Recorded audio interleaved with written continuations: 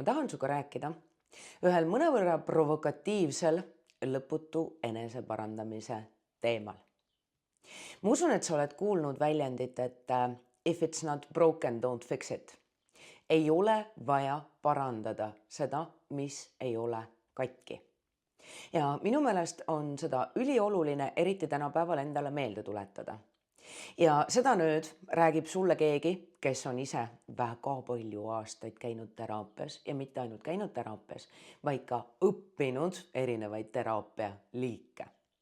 On kunst aru saada, millal tuleb vaadata minevikku ja millal tuleb tegeleda millegiga, mis ei lase sul edasi minna, edasi liikuda. Millal tuleb pöörata tähelepanu mingisugustele emotsionaalsetele traumadele, millelegi, mis on su kehasse kinni jäänud, ennekõike sellele, mis on kinni jäänud sinu pähe, sinu mõistusesse, sinu mõttemustritesse, uskumustesse, seostesse. Sellepärast, et väga paljude emotsionaalsete traumade tagajärjel on meil tekkinud väga suur hulk erinevaid alateadlikke lugusid, uskumusi, põhimõtteid, kõike seda, mida me oleme pidanud endale rääkima, selleks, et seda toimuvat kuidagimoodi endale ära seletada, ära põhjendada, ära õigustada, sellega toime tulla. Ehk siis tasub teada, millal tuleb vaadata minevikku, millal tuleb kas iseseisvalt või kellegi kaasabil sellega tegeleda. On kunst aru saada, milline lähenemine aitab sind kõige paremini ja siis jõuab kätte see ülioluline hetk, kus tuleb pöörata pilk tulevikku ja tuleb hakata ennast uutmoodi üles ehitama ja see on juba hoopis teistsugune lähenemine.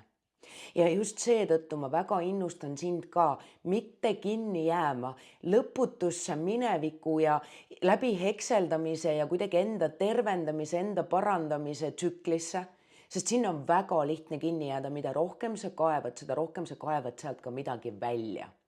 Aga nüüd väga paljud nendest maha maetud luukeredest, neid ei ole vaja välja kaevata. On asju, millel tasub lihtsalt lasta olla. Nendega tuleb teha rahu, nad tuleb jätta sinna, kus nad on. Ja eesmärk võikski olla teha rahu kõige sellega, jätta maha see koorem, et oleks võimalik kergemalt edasi minna. Ehk siis püüa hästi teadlikult, kui sa oled sellises eneseanalüüsi, eneseteraapia, enesearengu teekonnal, siis püüa hästi objektiivselt aru saada, et kas sinu pilk on valdavalt minevikus või tulevikus ja mis on see miinimum, mida sul on vaja teha minevikuga, et sul oleks võimalikult palju võimalik panustada energiat tuleviku ülesehitamisele.